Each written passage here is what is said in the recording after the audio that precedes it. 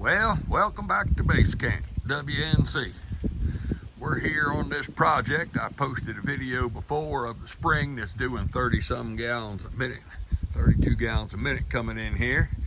And this right here is where we have built this box, and I'll open it up and show you, but we have a deep well pump in the tank and pressure tank set up. And this is supplying about 4 or 5 different sites right here at a campground.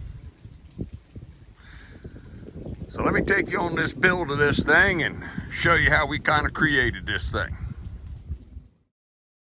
First thing we did, we had a man here with an excavator. That's why I'm doing a voiceover.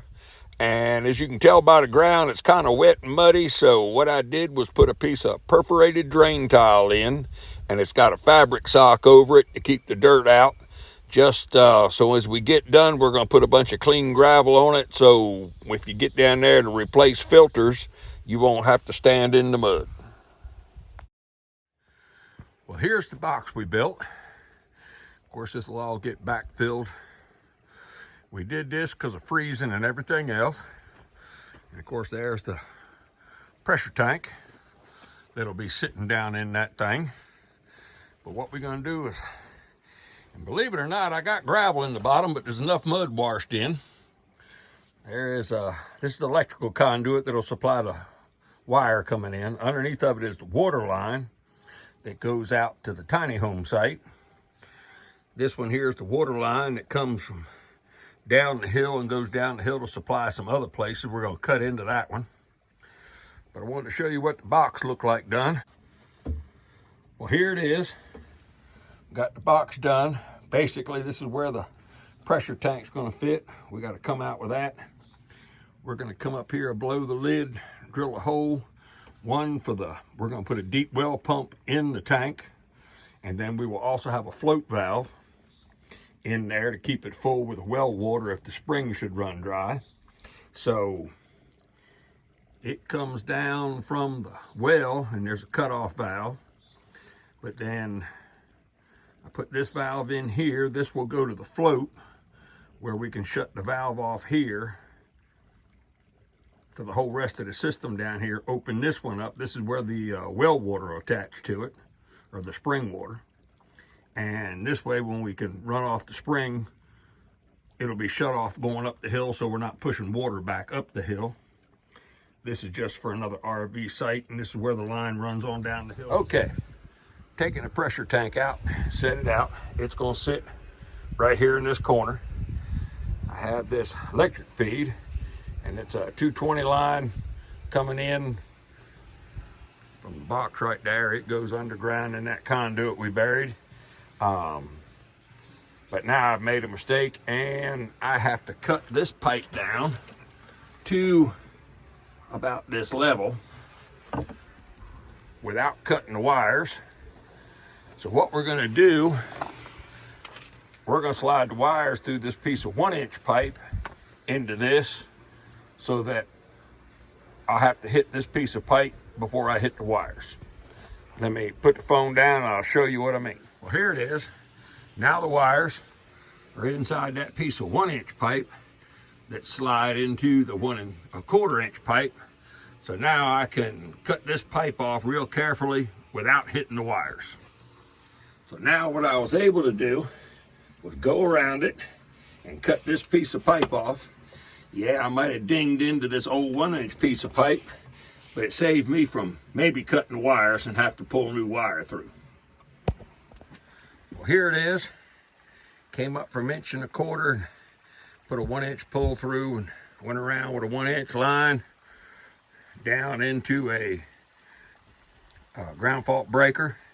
This is for 110 volts to maybe run a UV light if they need it in here. The other receptacle will be 110 volt because all the pipes in here will get heat tapes wrapped on them for wintertime.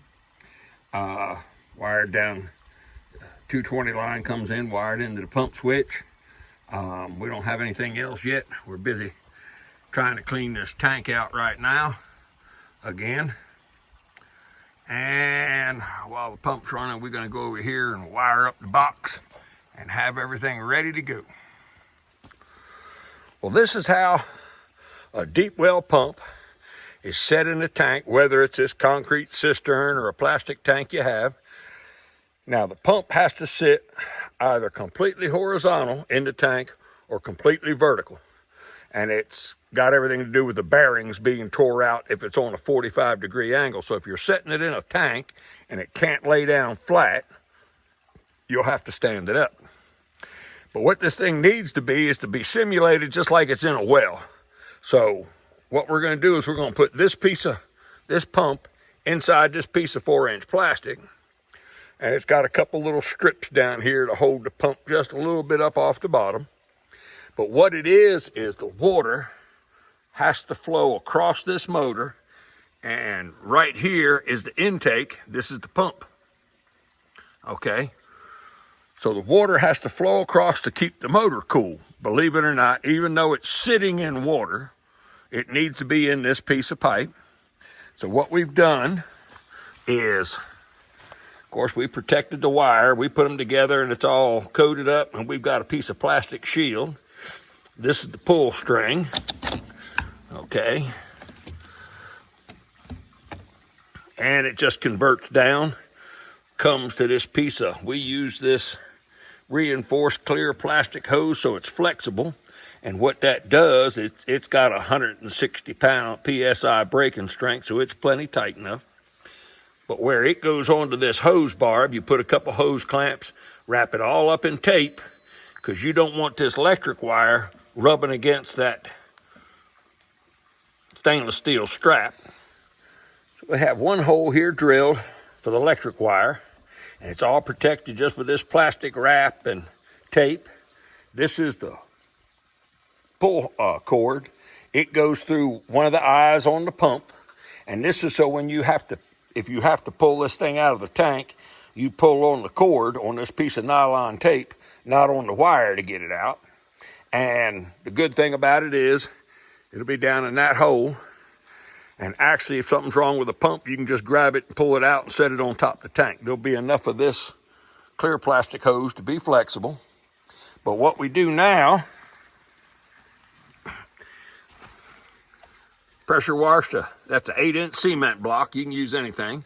But we're gonna, with these great big massive zip ties, we're gonna zip tie the pump down to that cement block. And what that does, you could use a 4-inch block or a 6-inch block. I just happen to have this 1/2 but that keeps it up off the bottom of the tank that far.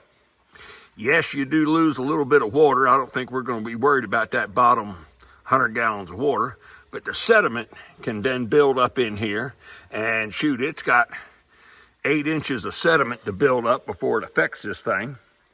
When I cleaned this tank out, and I don't believe it's ever been cleaned in over 20 years at least, this end of the tank, where the spring folded in, was about up to the holes on my rubber boot. So it was about 16 inches deep in sediment on this side, and that side down there was about 10 inches. And best me and the other boy can understand, probably 20, 30 years since this was put in, and it's never been cleaned out. So this is just something to keep it up off the bottom.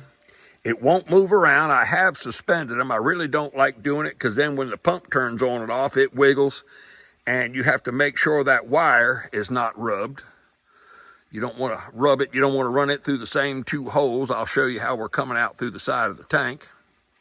But we're going to zip tie this thing together and then put it in the tank. Well, here's what it's look like. This is what's going to sit down on the bottom. This will be sitting on the bottom of the tank.